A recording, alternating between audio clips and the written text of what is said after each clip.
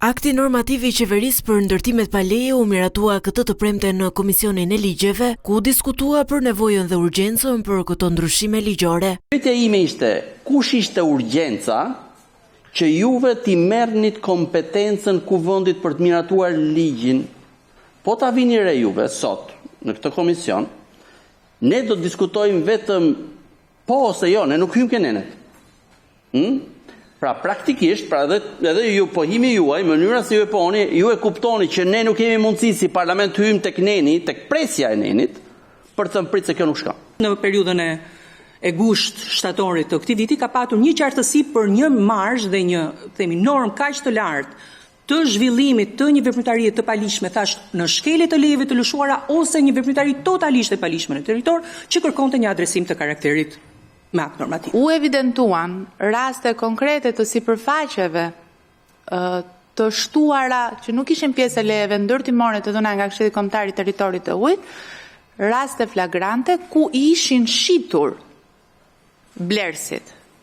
Shitja e blerësit mendoj që është mjaftueshëm rast urgjent dhe emergjent për të mbrojtur qytetarët për të patur një certifikim të metra katrorëve të cilët porosisin ose blejnë. Ato objekte që janë pa leje ose do të shemben ose do të konfiskohen dhe do të përdoren për strehim social. Në fakt ligji për këtë jep akt normativ për cilën kemi ardhur pranë jush që të mund ta mbështesni dhe për t'i dhënë fuqinë e ligjit, parashikon pikërisht ose prishjen tërësore të këtyre objekteve me koston e zhvilluesve në territor të palishëm ose konfiskimin për interes publik dhe për çështjen e strehimit social.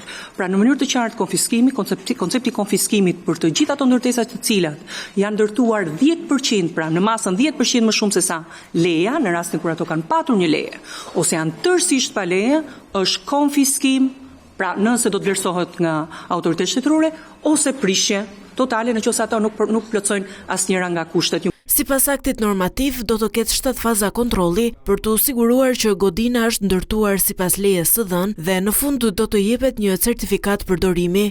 Detyrë për të mbikëqyrur punimet do të ketë edhe arkitekti.